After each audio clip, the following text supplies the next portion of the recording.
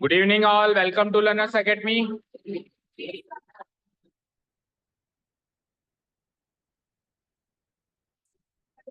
अंकुरी एंड आदित्य आगे आ जाओ उठ के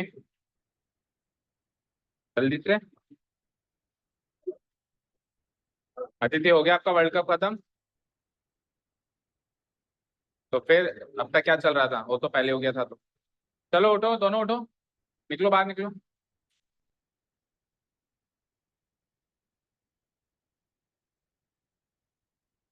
बाहर निकलो अंकुरी एंड आदित्य।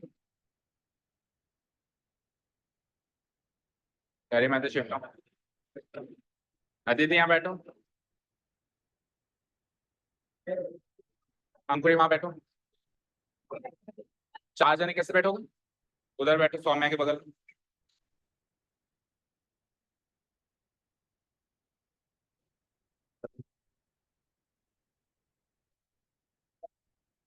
और कोई बातें करते हुए दिखाई नहीं देना चाहिए। अगली सीटिंग पोजीशन क्लास के बाहर होगी,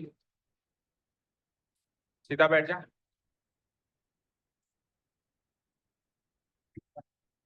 चलो लेट्स स्टार्ट टुडेस क्लास। तो कल हमने एक बहुत इंपॉर्टेंट क्वेश्चन कह सकता हूं मैं, कॉन्सेप्ट भी कह सकता हूँ, क्वेश्चन भी कह सकता हूँ, क्योंकि रखा रखा ऐसा कैसा क्वेश्चन आएगा क्या? प्रूव दैट √2 या √3 या √5 या √7 इस टाइप का कोई नंबर आएगा और प्रूव करो कि वो इरेशनल है। न्यू स्टूडेंट, क्या नाम है बेटा? Lakshita Gautam, from which school? Sit down. Okay, so रखा रखा है क्वेश्चन आएगा जिसे हमें रेडी करना है। √2, √3, √5, √7 एंड वॉट एवर इस टाइप का कोई भी नंबर आएगा, प्रूव करो कि ये इरेशनल है। अब प्रॉब्लम क्या है कि ये इरेशनल है, ये तो ये एक यूनिवर्सल ट्रूथ है, तो उसको प्रूव कैसे करें, तो साबित कैसे करें? तो क्या तरीका सीखा था कल हमने, बोलो? रिकॉर्डिंग ऑन नहीं है? मेरे हिसाब से ऑन है। ऑन है, हाँ। सो हमने कैसे प्रूव किया था?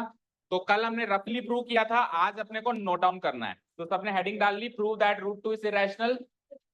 ध्यान से समझेंगे, फिर एक क्वेश्चन मैं आपसे करवाऊंगा। √2 का मैं करवाऊं, मैं अब यहाँ से आपको नोट करना है। उसके बाद क्या बचता है? √3, √5 मैक्सिमम टू मैक्सिमम √7, इसके बाहर नहीं जाएगा।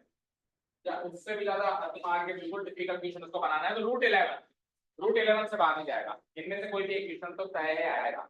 Prove that √2 is irrational, prove that √3 is irrational, √5, √7 या फिर √11। √2 तो अपने को हमने कल कर ही लिया था, बस कॉपी पेस्ट मारना है। फिर आज की क्लास में क्या करेंगे, √2 के बाद हम ट्राई करेंगे √3 को, √5। ठीक है, तो स्टार्ट करते हैं। तो समझते भी जाएंगे कैसे करते हैं। क्या सीखा था हमने? सबसे पहले हम √2 को इरेशनल प्रूव करने के लिए उल्टा मानेंगे, रॉन्ग अजम्पशन मानेंगे। क्या मानेंगे? लेट अस सपोज, एक एक वर्ड का मीनिंग ध्यान से समझेंगे, केवल ऐसा नहीं कि कॉपी पेस्ट करना है, क्योंकि ये ऐसी कैसी लैंग्वेज बुक में लिखी हुई है, वहां से भी कॉपी पेस्ट की जा सकती है। एक एक वर्ड का मीनिंग समझेंगे ताकि रटना ना पड़े। और इस क्वेश्चन को रेडी करना बहुत जरूरी है, क्योंकि ऐसे मानो तो आएगा ही आएगा, 3 मार्क्स का या 2 मार्क्स का भी आ सकता है। Late us suppose on the contrary. On the contrary का मतलब क्या होता है? लेट अस सपोज मतलब मानो, ऑन द कॉन्ट्रेरी का मतलब, कॉन्ट्रेरी नहीं पता? वही तो पूछ रहा हूं। ऑन और द का तो सबको ही पता है। On the contrary, on the contrary का मतलब होता है विपक्ष में जाकर, विरोध में जाकर। तो विरोध में जाकर या उल्टा जाकर ये सपोज कर लो कि √2 क्या है? रैशनल है। √2 को मुझे इरेशनल प्रूव करना है, लेकिन उल्टा जाकर आप ये सपोज कर लो कि √2 क्या है? रैशनल है। इरेशनल नहीं है, क्या है साहब? रैशनल। ठीक है, आगे बढ़े। अब अगर √2 को हमने रैशनल मान लिया है, तो रैशनल नंबर की डेफिनेशन भी यहाँ पे अप्लाई होगी या इंप्लीमेंट होगी। क्या है रैशनल नंबर की डेफिनेशन? कि कोई भी नंबर जैसे p/q की फॉर्म में लिखा जा सकता हो, वो रैशनल नंबर होता है। और मैंने √2 को रैशनल मान लिया, तो यानी कि √2 को भी मैं p/q की फॉर्म में लिखा जा सकता हूं। भाई रैशनल नंबर क्या होता है? जिसे p/q की फॉर्म में लिखा जा सके। और √2 को मैंने क्या मान लिया? रैशनल नंबर, यानी कि √2 भी एक ऐसा नंबर हो गया जिसको p बाई क्यू की फॉर्म में हम लिख सकते हैं। तो नेक्स्ट स्टेप मैंने लिख दिया, so √2 can be written in the form of p by Q.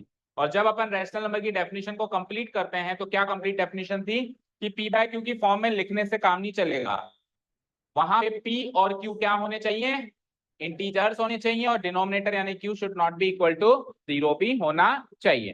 तो यहां से लेके यहां तक ये रैशनल नंबर की डेफिनेशन पूरी हो गई। लिख लिया यहां तक, नोट डाउन हो गया? ऊपर करना है?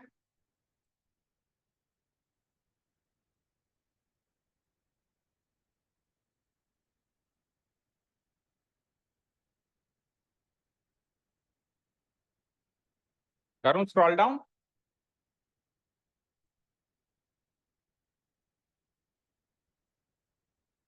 आ रहा है? क्या प्रॉब्लम है?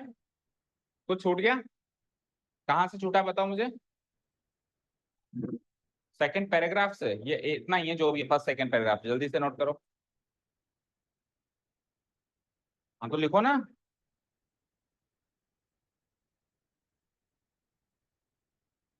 आपको हमने आइसोलेट क्यों किया है पता है ना आपको?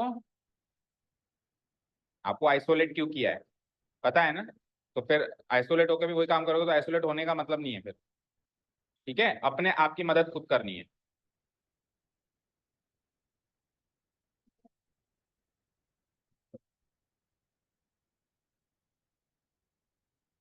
कोई चीज समझ में नहीं आया तो इधर पूछो। यहां तक हो गया कि सबका नोट डाउन? और थोड़ा सा अब जल्दी जल्दी हाथ चलाना सीखो भाई। हाँ जी। सो √2 को मैंने रैशनल मान लिया है। √2 को रैशनल मानते ही मैं √2 को p बाई क्यू की फॉर्म में कन्वर्ट कर सकता हूँ, क्योंकि रैशनल नंबर क्या होता है जैसे p बाई क्यू की फॉर्म में कन्वर्ट किया जा सकता है।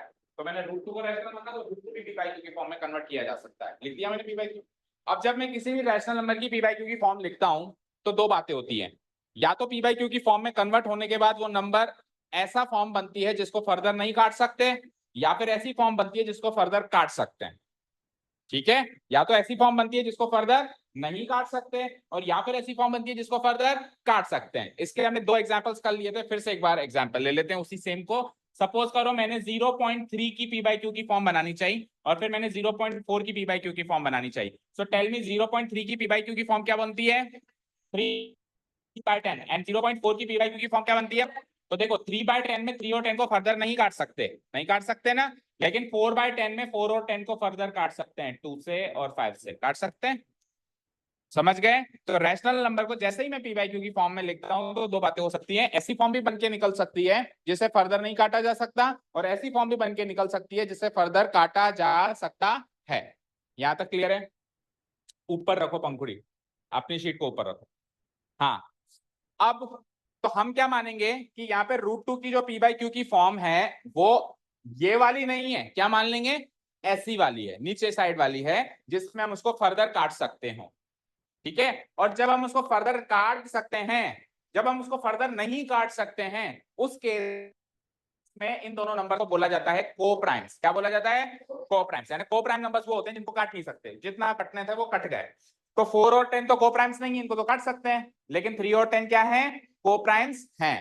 तो √2 की जो मैंने p बाई क्यू की फॉर्म लिखी उसको मैं कौन सा केस में इससे कंसीडर करूंगा, मैं इस केस से कंसीडर करूंगा। किसी ने कहा सर उस केस से क्यों नहीं करोगे, क्योंकि ये ज्यादा गिरा हुआ केस है, मतलब ये ज्यादा मेहनत करवाने वाला केस है। तो जब भी कोई चीज प्रूव करते हैं तो गिरे से गिरा केस उठाते हैं।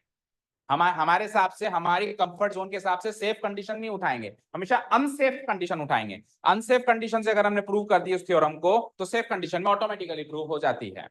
समझ गए? तो हमने क्या माना कि √2 की p बाई क्यू की फॉर्म इससे मैच नहीं करती है, किससे मैच करती है, इससे 4/10 वाली फॉर्म से मैच करती है, जिसे फर्दर काटा जा सकता है। ओके, सो नेक्स्ट स्टेप क्या लिखेंगे हम, √2 को p बाई क्यू से हमने जैसे ही किया इक्वेट, तो हमने अभी क्या माना है, अभी हमने क्या माना है कि p और q जो है वो को प्राइम्स नहीं है।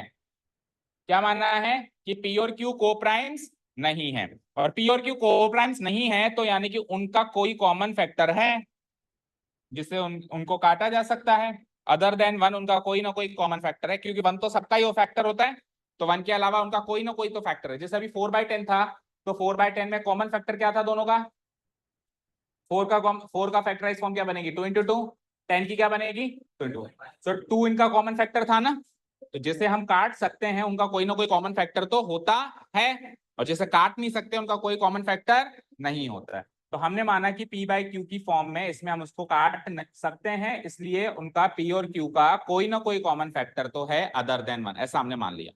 ठीक है, अब हम क्या करेंगे, इस P और Q को उनके कॉमन फैक्टर से डिवाइड करके इनकी A बाई बी की फॉर्म बनाएंगे। कौन सी फॉर्म बनाएंगे, और A बाई बी की फॉर्म फिर हम क्या मानेंगे कि अब ये फाइनल है, इससे ज्यादा ये नहीं कट सकती, यानी A और B क्या है, को प्राइम्स हैं। P और Q तो को प्राइम्स नहीं थे, पर A और B को प्राइम्स हैं। सो नेक्स्ट स्टेप क्या लिखेंगे, so dividing P and Q by their common factor. एक एक लाइन ध्यान से समझ समझ के लिखेंगे, अभी रूट 3 का क्वेश्चन अभी आप ही से मैं करवाऊंगा सेम पैटर्न पे। Dividing P and Q by their common factor, और जैसे मैं उनके कॉमन फैक्टर से डिवाइड कराऊंगा तो रूट 2 की वैल्यू P बाय Q थी, वो अब A बाय B की तरह नजर आएगी। आएगी,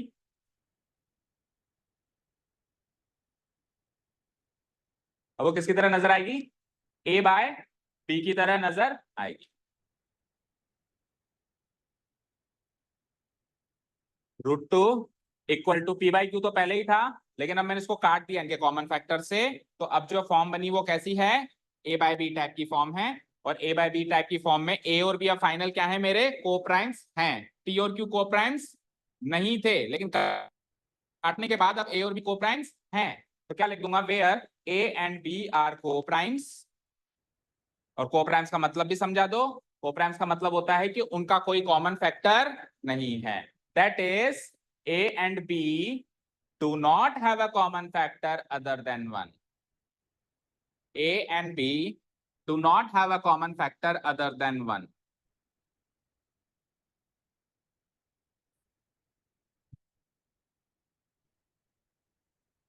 ओके, ये की यही बात पहले P और Q के लिए क्या लिखी है, कंपेयर करते जाओ, इससे पहले P और Q के लिए यही बात क्या लिखी है, P and Q have a common factor, इनके लिए क्या लिखी है, do not have a common factor. P और Q के लिए ये बात क्या लिखी थी हमने, P and Q have a common factor other than 1, लिखी है ना हमने 2 लाइन पहले, और A और B के लिए क्या लिखी है, डू नॉट हैव, क्योंकि वो कोप्राइम्स नहीं थे और ये कोप्राइम्स हैं। यहां तक किसी को कोई doubt, no.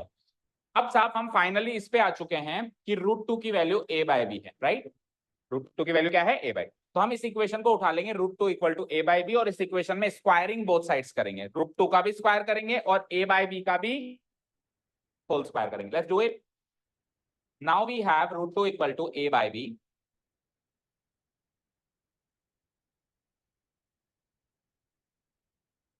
now we have root 2 equal to A by B,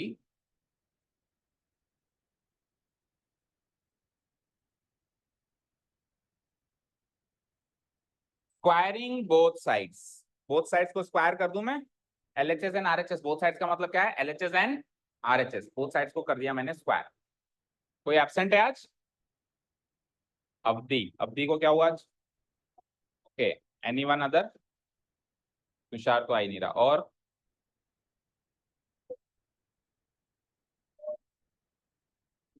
आज दोनों नंदिनी साथ में बैठी हैं, संभल के रहना, स्क्वायर ना हो जाए, Nandini into Nandini equal to Nandini square,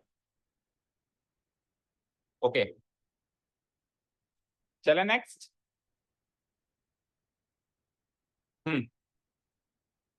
we get, so देखो स्क्वायर करना सबको आता होगा, रूट 2 का स्क्वायर इज A का स्क्वायर इज B का स्क्वायर इज, तो यहां से यहां पे आने पे तो कोई दिक्कत ही नहीं होगी, इतना कर लिया सबने इतना कर लिया, we get 2 equal to A square by B, A square by B square, इतना सबने नोट डाउन कर लिया क्या।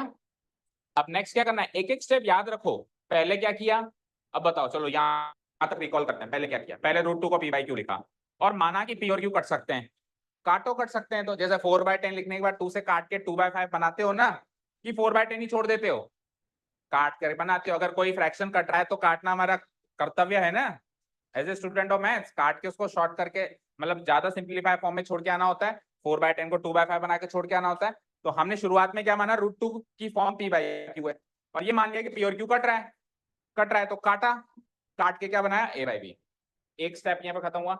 अब रूट टू की वैल्यू पी बाई क्यू नहीं है, अब क्या है, और याद रहे वहां पे ए और बी को प्राइम्स हैं, उनके कोई कॉमन फैक्टर नहीं है, कट चुके हैं जितना कटने थे।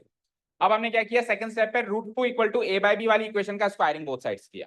तो कौन सी इक्वेशन मिली नई वाली मुझे, 2 equal to A square by B square.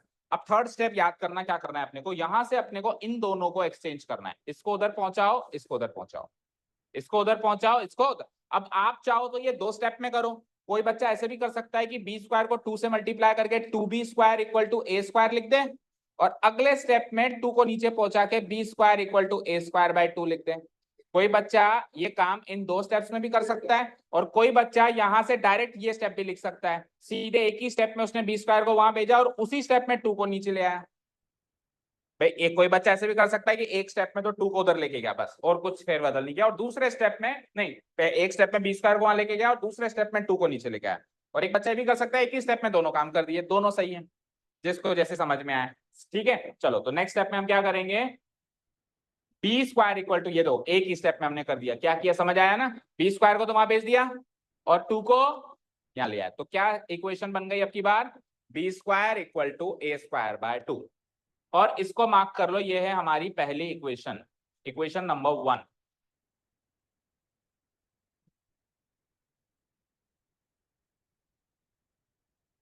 Okay, यहां तो कोई डाउट नहीं है। अब हमने थ्योरम सीखी थी कल, ये क्वेश्चन स्टार्ट करने से पहले, कि कोई भी प्राइम नंबर, 2 प्राइम नंबर है, कोई भी प्राइम नंबर किसी के स्क्वायर को डिवाइड करे तो उस नंबर को भी डिवाइड करेगा जिसका वो स्क्वायर है।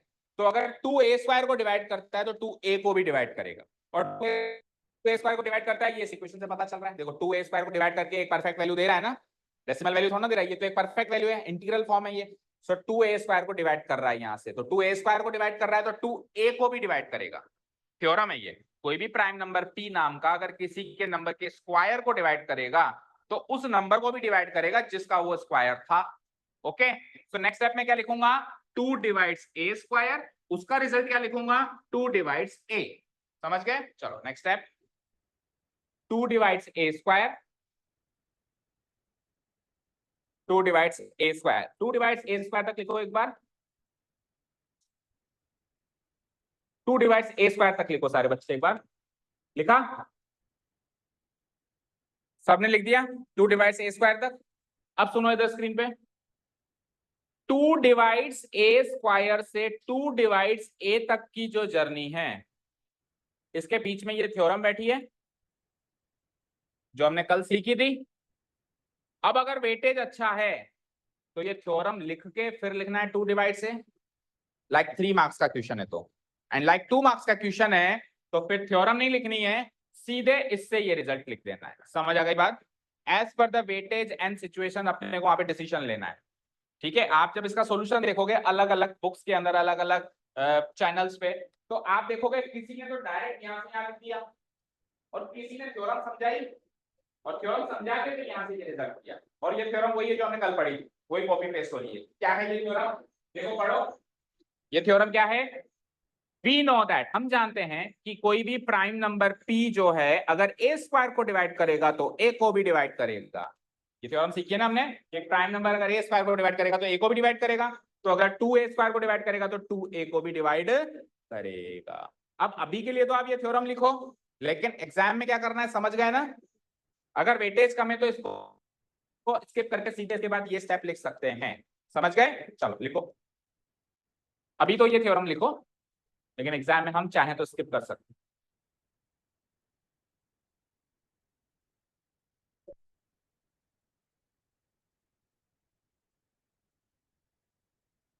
सो 2 डिवाइड्स ए तक आ चुके हैं हम।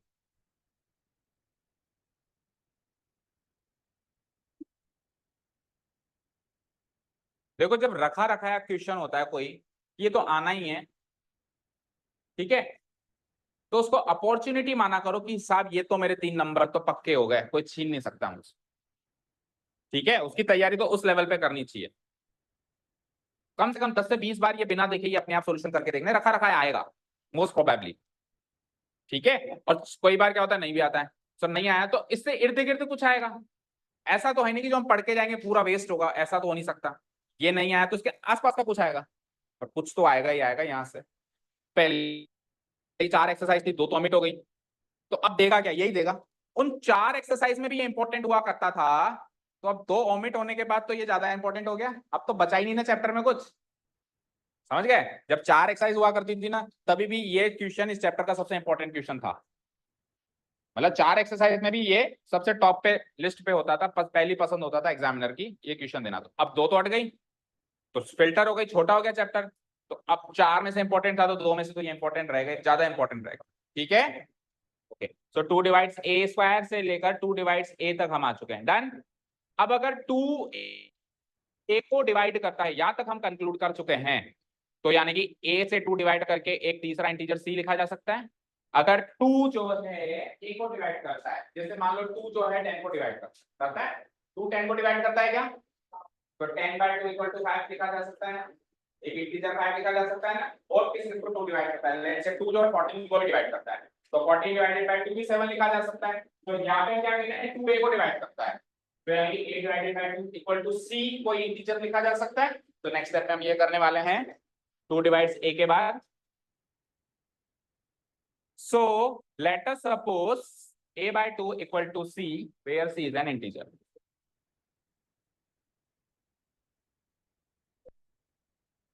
So let us suppose a/2 equal to c where c is an integer.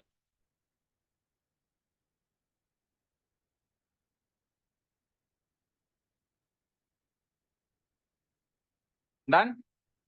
अब अगेन इस इक्वेशन का कर दो स्क्वायरिंग बोथ साइड्स। तो कुछ चीजें याद रखो कि इस क्वेश्चन में 2 बार स्क्वायरिंग बोथ साइड्स वाला रूल लगेगा, मतलब वो पढ़ाओ, मतलब वो कदम आएगा जहां पे हमको स्क्वायरिंग बोथ साइड्स करना है, ऐसे 2 बार सिचुएशन बनेगी।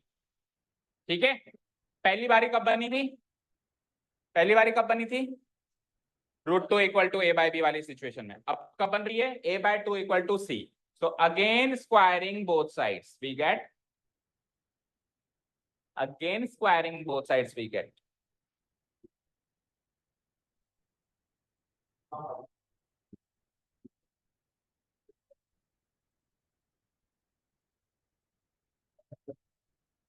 एक मिनट रुको, दिखाता हूँ सारा। Again squaring both sides we get, हाँ जी, स्क्वायरिंग बोथ साइड्स करने के बाद आ जाओ, ए का स्क्वायर बोलो, ए का स्क्वायर बोलो, 2 का स्क्वायर बोलो, और सी का स्क्वायर बोलो। कोई डाउट नहीं है ना। अब A square divided by 4 equal to C square तक हम आ चुके हैं, और होपफुली यहां तक किसी को कोई डाउट नहीं है, नहीं है ना।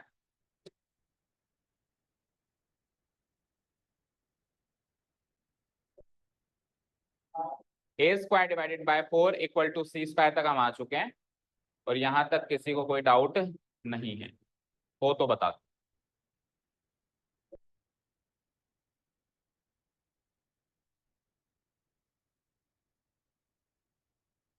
सौम्या आप बात करके जाना क्लास छूटने के बाद एक बार। a² / 4 equal to C square तक आ गए। अब हम क्या करेंगे, इसमें 4 को वापस फैक्टराइज कर देंगे 2 × 2, और कुछ भी चेंजेस नहीं करेंगे। a² आज भी a², c² आज भी c², जस्ट मैंने 4 को फैक्टराइज किया है। और आप चाहो तो ये वाली स्टेप स्किप करके सीधे ये वाली स्टेप भी लिख सकते हो, उसमें भी कोई खास फर्क नहीं पड़ेगा, और चाहो तो 2 स्टेप में भी कर सकते हो। तो यहां तक आ गए क्या, यहां तक आ गए, ओके। अब मैं क्या करूंगा, इक्वेशन नंबर 1 में हमने a²/2 की वैल्यू डाली हुई है, पता है क्या डाली हुई थी, याद करो, चेक कर लो अभी अपने अपनी नोटबुक में चेक करो। a²/2 equal to b², equation number 1 mark करके छोड़ के आए, तो हम इक्वेशन 1 छोड़ के आए, मतलब आगे काम में लेंगे। चेक करो, a² divided by 2 equal to b², equation 1 mark करके छोड़ के आए नहीं आए, सारे लोग चेक करो, ठीक है ना। तो हम क्या करेंगे, नेक्स्ट स्टेप में यहाँ पे क्या लिखेंगे, फ्रॉम इक्वेशन 1, और a²/2 की जगह अगर मैं b² लिख देता हूं, तो ये गया a², ये गया 2, और इनकी जगह क्या आ गया यहाँ पे, तो ये क्या बन गया, b²/2, और RHS सेम रहेगा c²। तो लिखो, यहां तक लिखो,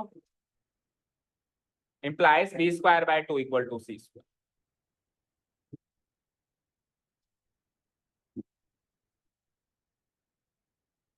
फ्रॉम इक्वेशन 1 ये वैल्यू मैंने पुटअप करी है, so I will write from equation 1 in the reason section, ये रीजन सेक्शन में हम लिख देंगे फ्रॉम इक्वेशन 1। डन, यहां तक आदित्य समझ आया, यहां तक।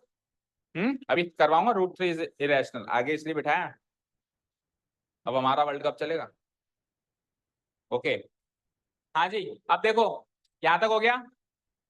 अब अगेन वापस वही बात कि बी स्क्वायर के नीचे क्या आ रहा है, 2 आ रहा है, और आंसर एक इंटीग्रल वैल्यू आ रही है, तो इसका मतलब है 2b स्क्वायर को डिवाइड कर रहा है। इसका मतलब क्या है, 2b स्क्वायर को डिवाइड कर रहा है। वापस से वो थ्योरम लगाओ, अगर 2b स्क्वायर को डिवाइड कर रहा है तो 2 किसको डिवाइड करेगा, b को डिवाइड करेगा। तो इसके बाद अगली स्टेप क्या होगी, 2 डिवाइड्स b स्क्वायर। उससे अगली स्टेप क्या होगी, अब आप ऐसे नहीं कहोगे कि सर 2 डिवाइड्स b स्क्वायर के बाद वापस तो थ्योरम लिखिए क्या, जो 2 डिवाइड्स a स्क्वायर के टाइम लिखी थी, नहीं। एक ही क्वेश्चन में अगर किसी चीज का रीजन देते हैं तो एक बार देना सफिशिएंट होता है, ठीक है ना, एक बार आपको रीजन। तो अब 2 डिवाइड्स b स्क्वायर के बाद थ्योरम लिखने की जरूरत है, सीधे लिखेंगे आप 2 डिवाइड्स b। देखो 2 divides b square implies 2 divides b. So 2 divides b तक हम सब आ चुके हैं।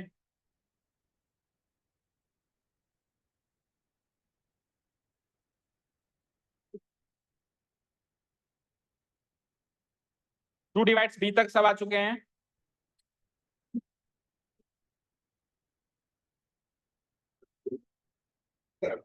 आ चुके हैं।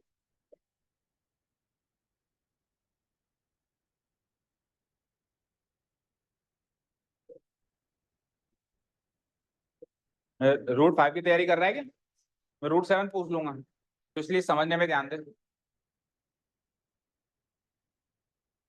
और एग्जाम, बोर्ड एग्जाम के पैटर्न के, बोर्ड एग्जाम के लिहाज से आपको रूट 11 तक तैयार करके जाना है। ऐसा नहीं कि हमने अभी रूट 2 रूट 3 रूट 5 तक डिस्कस किया तो ऐसा नहीं कहेंगे कि सर आपने रूट 5 तक कराया था, ठीक है। क्या, किसकी जगह, इसकी जगह हम थ्योरम 1.2 लिख देते हो रीजन की जगह। देखो सुनो, मेरी बात सुनो। देखो बोर्ड एग्जाम्स, जो सीबीएसई बोर्ड एग्जाम्स होते हैं वो ऑल इंडिया लेवल एग्जाम, या राजस्थान बोर्ड भी all Rajasthan level exam, okay.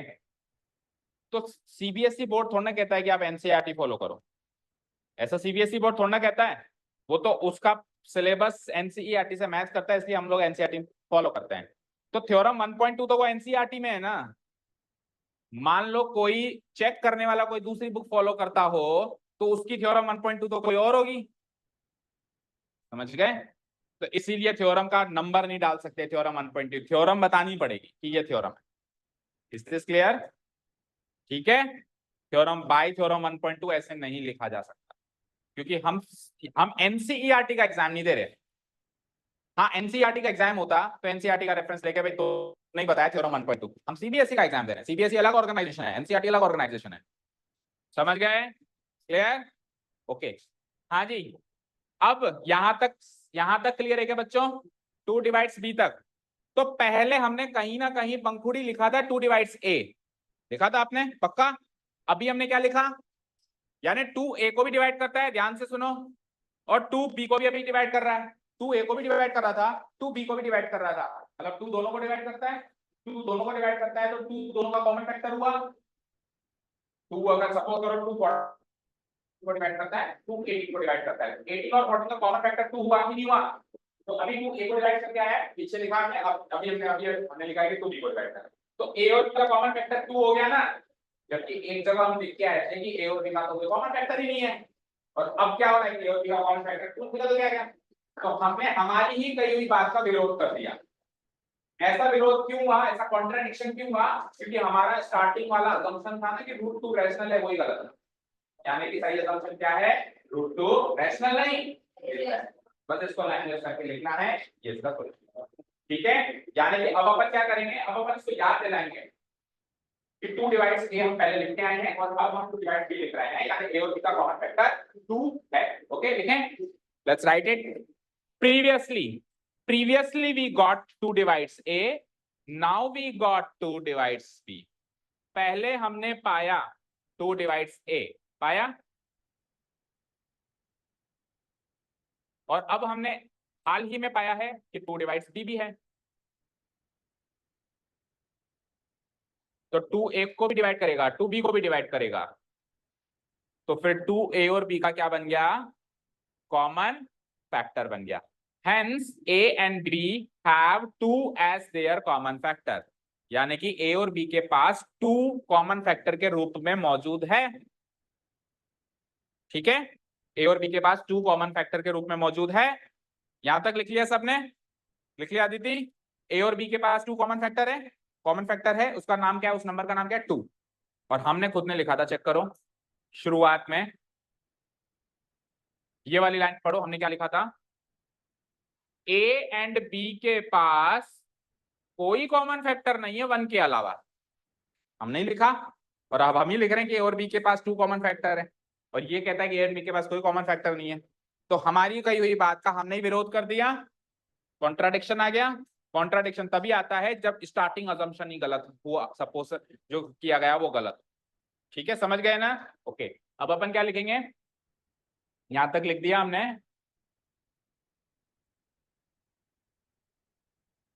But this contradicts the fact, ऊपर करें, hence A and B have 2 as their common factor, have 2 as their common factor, but ये जो line है कि ए और बी के पास 2 कॉमन फैक्टर है, ये लाइन पिछली कही हुई लाइन का कॉन्ट्राडिक्शन करती है। यहाँ पे दिस का मतलब क्या है, यहाँ पे दिस का मतलब ये लाइन है, ये लाइन कॉन्ट्राडिक्ट करती है, ये जो लाइन है ये कॉन्ट्राडिक्ट करती है पिछली कही हुई लाइन को। पिछली कही हुई लाइन क्या थी कि ए और बी का कोई कॉमन फैक्टर नहीं है और ए और बी को प्राइम, ये लाइन थी पिछली वाली, उसका कॉन्ट्राडिक्शन करती है ये वाली line. This contradicts the fact that A and B are coprime. अब आप चाहो तो A and B are coprime लिख दो, और नहीं तो पूरा डिटेल में लिख दो, do not have a common factor other there one, do not have a common factor other than 1। भाई को प्राइम का मतलब वही होता है जिनका कोई कॉमन फैक्टर ना हो अदर देन 1। तो या तो आप शॉर्ट में लिख दो को प्राइम है, या फिर पूरा बताओ को प्राइम का मतलब क्या होता है, do not have a common factor other than 1। जो चाहो लिख दो, दोनों सही है। ठीक है, क्लियर क्लियर। चलो तो को प्राइम तक आ गए हम। ए और बी को प्राइम है ऐसा पहले कहा था, इसका कॉन्ट्राडिक्शन अभी हो गया। अब आज की तारीख में ए और बी को प्राइम नहीं है क्योंकि 2 कॉमन फैक्टर उनका आ गया। और ये कॉन्ट्राडिक्शन क्यों आया, भाई कोई प्रॉब्लम आ गई सामने तो अब हम सोचेंगे ना क्या गलती करी मैंने, ऐसे सोचेंगे ना। सपोज करो भगवान ना करे भी इंडिया वर्ल्ड कप हार जाती है ना, सपोज करवा रहा हूं बस, तो फिर मैनेजमेंट टीम और ये सब सोचते ना कहाँ गलती हुई, कहाँ चूक हो गई। अभी भी चूक तो बहुत सारी हुई होगी, लेकिन जब तक पॉजिटिव रिजल्ट आए तो वो नजरअंदाज हो जाती है सारी गलतियां माफ। तो अभी चूक हो गई, कॉन्ट्राडिक्शन आ गया, तो हम देखेंगे गलती कहाँ हुई। तो गलती तो शुरू में ही हो गई, ठीक है ना, गलती तो शुरू में ही हो गई कि रूट 2 को हमने रैशनल माना था। Okay, this contradiction has arisen, this contradiction, ये जो कॉन्ट्राडिक्शन है, ये जो विरोध है एक बात का दूसरी बात से जो कॉन्ट्राडिक्शन है, ये क्यों पैदा हुआ, अराइज होने का मतलब पैदा होना, ये क्यों निकल के आया, ये क्यों उदय हुआ। अराइज का मतलब होता है उदय होना, निकलना, पैदा होना। तो ये कॉन्ट्राडिक्शन क्यों पैदा हुआ, ये हमारे इनकरेक्ट अजम्पशन की वजह से पैदा हुआ। हमारा अजम्पशन था शुरुआत में, सपोज करो रूट 2 रैशनल है, ये अजम्पशन था हमारा शुरुआत में, ये अजम्पशन ही इनकरेक्ट था। तो अगर ये अजम्पशन इनकरेक्ट है तो फिर करेक्ट क्या है बताओ, रैशनल नहीं है तो फिर इरेशनल है, क्योंकि दो एक नंबर या तो रैशनल होगा, रैशनल नहीं होगा तो दो ही तरीके के रियल नंबर्स होते हैं, या तो रैशनल या इरेशनल, तीसरी तो कोई कैटेगरी है नहीं। समझ गए। और यहां पे प्रूव हो गया कि रूट 2 इज इरैशनल। अब किसी को कोई डाउट हो तो पूछो।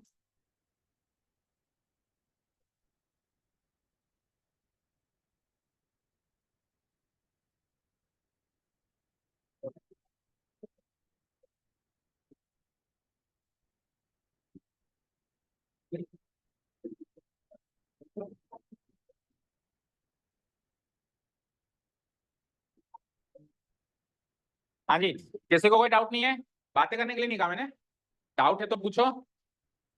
Anyone, no one from this side, हाँ from back side, no doubts, इधर से नो डाउट्स एट ऑल, हाँ इधर आगे से नो डाउट्स, इधर से इस पाले में से नो डाउट्स। चलो तो everyone will take a fresh page और सबको प्रूव करना है रूट 3 इज इरेशनल। शुरू हो जाओ, अपने अपने बेस्ट फ्रेंड की कसम है, सब अपना अपना करेंगे।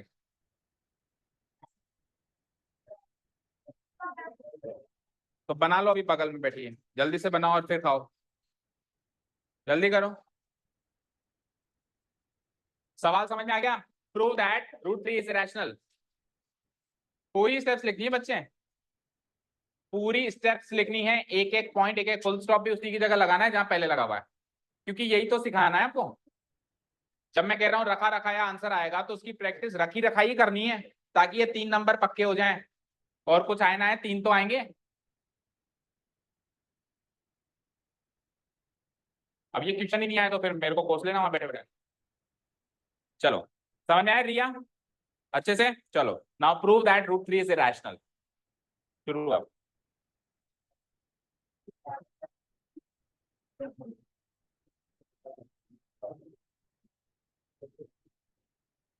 पहली कोशिश ये करो कि बिना कुछ देखे एक ही फ्लो में हम कर डालें।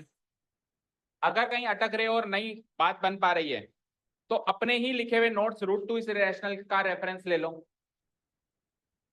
आपने भी √2 इज इरेशनल का प्रूफ लिखा है ना पूरा, वहां से कुछ कॉपी पेस्ट कर लो। लेकिन कोशिश करो कि वो भी ना देखना पड़े, पहली कोशिश करो कि उसको भी बिना देखे हो जाए, जितना हो पा रहा है, 1-2 लाइन, फिर जहां अटको वहां देखो। हाँ समीक्षा, आर्या क्या कह रही है?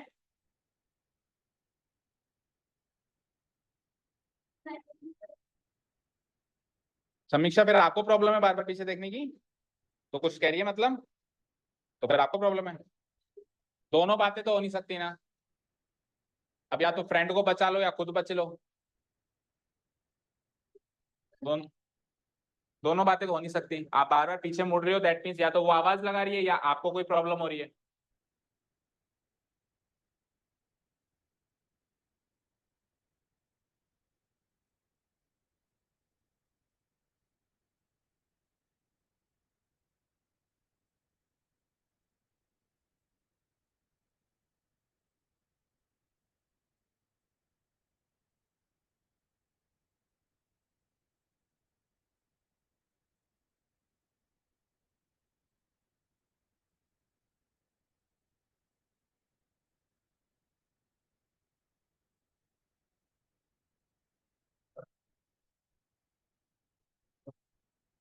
बातें नहीं।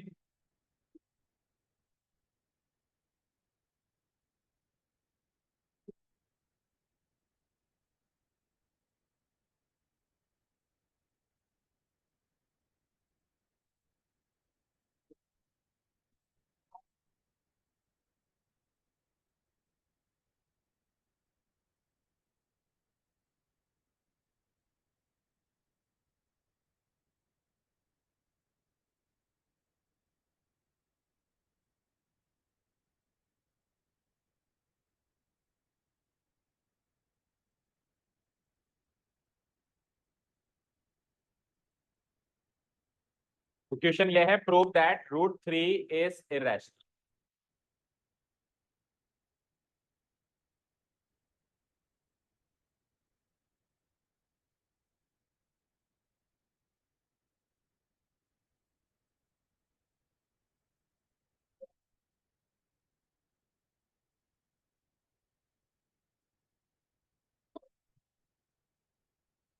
नंदिनी, अपना काम करिए, इधर शिफ्ट हो जाइए, बैग को बीच में रखिए।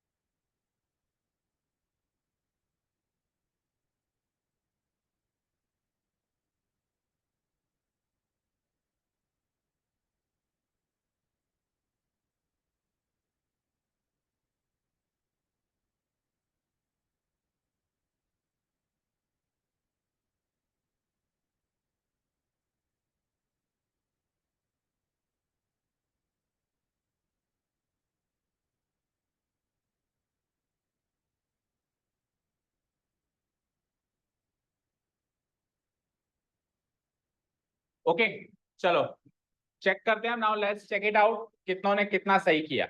हो गया करीब करीब सबने कर लिया है जितना हो रहा है। अब जिनसे नहीं हो रहा फिर अब होगा भी नहीं, मतलब इस समय तो नहीं हो पा रहा, ठीक है। और जिनका जितना होना था उतना हो गया। हो सकता है सबने बिल्कुल परफेक्टली किया हो, किसी ने बिल्कुल परफेक्टली किया हो सकता है एक आध मिस्टेक भी रह गई हो, तो वही अपने को चेक करना है। तो मैं क्या करूंगा, प्रीवियस क्वेश्चन में ही करेक्शन करूंगा। उससे क्या फायदा होगा, उससे ये फायदा होगा कि देखो अगर मैंने रूट 2 की प्रोसेसिंग याद कर ली है तो रूट 3 की अलग से नहीं याद करनी, रूट 2 की प्रोसेसिंग में ही चेंजेस करने हैं, ठीक है। तो क्या चेंजेस करने बस वो याद करूँ ना, समझ गए, क्या चेंजेस करने वो याद करूँ, तो इसलिए मैं इसी में करेक्शन कर रहा हूँ ताकि वो ऑटोमेटिक माइंड फ्रेम ऐसे बनेगा कि अच्छा रूट 2 में ये था, रूट 3 में ये करना है, अच्छा रूट 2 में ये था, रूट 3 में ये करना है, ऑटोमेटिक हमारा माइंड फ्रेम ऐसे बन जाएगा। चलो इधर आ जाओ स्क्रीन पे। सबसे पहले हम क्या करेंगे, रूट 3 को इरेशनल प्रूव करने के लिए ये की यही लाइन लिखेंगे, suppose on the contrary root 3 is irrational. बोलो सबने ये लाइन लिखी। अब सब लोग इधर चेक करो, एवरीवन, रूट 3 इज इरेशनल, सबसे पहले यही लाइन लिखी है, ओके। फिर root 3 can be written in the form p by q where p and q are integers and q is not equal to 0, रटी रटाई line यहां तक सेम टू सेम, ओके। फिर आगे जाके हम क्या लिखेंगे, सो रूट 3 इक्वल टू, मतलब कुल मिला के बात ये कि जहां रूट 2 था वहां रूट 3 आ जाएगा, that is root 3 equal to p by q लिख देंगे root 3 equal to p by q। फिर आगे क्या लिखेंगे, let us suppose p and q have some common factor other than 1, यहां तक कर लेंगे। उसके बाद dividing p and q by their common factor, बिल्कुल लाइन सेम रहेगी। टू गेट के बाद जो root 2 equal to p by q equal to a by b लिखा था उसमें रूट 2 की जगह क्या लिख देंगे, रूट 3। तो अभी तक तो बिल्कुल मिनिमम चेंजेस हुए हैं, बस इतना चेंज हुआ है कि जहां रूट 2 है वहां रूट 3 लिखना है। अब यहां से थोड़े बहुत चेंजेस थोड़े से एक्स्ट्रा होने शुरू होंगे, ठीक है। देखें अब क्या करेंगे, हम ये सेम लिख देंगे, a and b are coprimes, that is a and b do not have a common factor other than, ये कॉपी पेस्ट हो जाएगा, ओके। अब जब अपन इस इक्वेशन का root 3 equal to a by b वाली इक्वेशन का root 2 equal to a by b, नहीं रूट 2 की जगह तो रूट 3 कर दिया ना, इस इक्वेशन का जब हम स्क्वायरिंग बोथ साइड्स करेंगे तो रूट 2 का स्क्वायर 2 निकल के आया था, तो रूट 3 का स्क्वायर 3 निकल के आएगा, बाकी a by b का square a square by b square as usual, no change all. तो 3 equal to a square b square तक सबका सही है, 3 equal to a square by b square तक सही है, ओके फाइन। अब हम क्या करेंगे, जैसे 2 और b स्क्वायर को आपने इंटरचेंज किया था, 2 और b स्क्वायर को आपस में इंटरचेंज किया था, तो अब 3 और b स्क्वायर को आपस में इंटरचेंज कर देंगे। तो the next step will be b square equal to a square divided by b square equal to a square divided by 3। उससे नेक्स्ट स्टेप क्या हो जाएगी, अब देखो a स्क्वायर को 3 से डिवाइड करते हैं तो 3 भी तो प्राइम नंबर है, तो प्राइम नंबर किसी को डिवाइड कर पा रहा है तभी तो परफेक्ट वैल्यू आ रही है। तो इसका जो रिजल्ट है वो क्या लिखेंगे, 3 डिवाइड्स a स्क्वायर, रिजल्ट क्या लिखेंगे, 3 डिवाइड्स a स्क्वायर। और अगर 3 डिवाइड्स a स्क्वायर है तो रिजल्ट क्या लिखेंगे, 3 डिवाइड्स a, और वो थ्योरम को पेस्ट हो जाएगी एज इट इज, क्योंकि थ्योरम के अंदर ना तो रूट 2 का जिक्र था ना रूट 3 का जिक्र था, वो तो थ्योरम थी, तो थ्योरम तो रूट 2 के लिए भी वही होगी और रूट 3 के लिए भी वही होगी। तो इस थ्योरम को कॉपी पेस्ट कर देंगे और नेक्स्ट स्टेप क्या लिख देंगे, 2 डिवाइड्स a की जगह, ठीक है अदिति, a डिवाइड्स a नहीं लिखेंगे, 3 डिवाइड्स a लिखेंगे, 2 को 3 से रिप्लेस करेंगे तो 3 डिवाइड्स a, ओके। अब जब 3 a को डिवाइड कर रहा है तो a divided by 3 equal to c लिखा जा सकता है, c में कोई चेंजेस नहीं है, वो c पहले भी c रहेगा और अभी भी वो c रहेगा। So a divided by 3 equal to c लिख देंगे हम सब लोग, a divided by 3 equal to c। अब क्या करेंगे, इस इक्वेशन का अगेन स्क्वायरिंग बोथ साइड्स करेंगे, सो a स्क्वायर और 3 का स्क्वायर क्या बनेगा, 6 किसने लिखा, तो 6 लिखा तो फिर आगे सॉल्व नहीं, इसलिए तो नहीं हो रहा सॉल्व, 6 नहीं होता, 3 का स्क्वायर क्या होता है 9, 3 का दुगना नहीं करना, 3 का स्क्वायर करना है, दुगना करना और स्क्वायर करना तो अलग अलग ऑपरेशन हैं, ठीक है। तो 3 स्क्वायर क्या हो जाएगा 9, और नेक्स्ट स्टेप में मैं 9 को भी फिर से फैक्टराइज कर दूंगा, क्या लिख दूंगा 3 into 3, तो नेक्स्ट स्टेप क्या हो जाएगी, a square divided by 3 into 3 equal to c square, a square divided by 3 into 3 equal to c square. उससे नेक्स्ट स्टेप में मैं a स्क्वायर बाय 3 की वैल्यू डाल दूंगा, क्या फ्रॉम इक्वेशन, ये लिखा ना आपने फ्रॉम इक्वेशन 1 सबने, ठीक है। तो b स्क्वायर, ये इसकी जगह तो b स्क्वायर आ गया, नीचे एक 3 एक्स्ट्रा बच गया, पिछली बार एक 2 एक्स्ट्रा बच गया था, इस बार एक 3 एक्स्ट्रा बच गया, तो b square divided by 3 equal to c square हो गया। यहां से क्या साबित हुआ कि 3 डिवाइड्स b स्क्वायर और 3 डिवाइड्स b स्क्वायर, तो थ्योरम पकड़ लिया हमने, 3 डिवाइड्स b हो जाएगा, क्या हो जाएगा 3 डिवाइड्स b। अब पहले ये साबित किया कि 3 डिवाइड्स ए। पहले हमने क्या साबित किया कि 3 डिवाइड्स ए। अब हमने क्या साबित किया 3 डिवाइड्स बी। इसका मतलब ए और बी का जो 3 है वो कॉमन फैक्टर है। जैसे पिछली बार 2 कॉमन फैक्टर मिला था, इस बार क्या कॉमन फैक्टर मिलेगा 3 मिलेगा। यहां तक डन। अब कॉन्ट्राडिक्शन आ गया। This contradicts the fact that A and B are co-prime. ये कॉपी पेस्ट। आगे बढ़ो। This contradiction has arisen from our incorrect assumption that √3 is irrational. So √3 is ऊपर रैशनल नीचे रैशनल। ओके, तो परफेक्ट कितने लोगों का है एक एक फुल स्टॉप के साथ?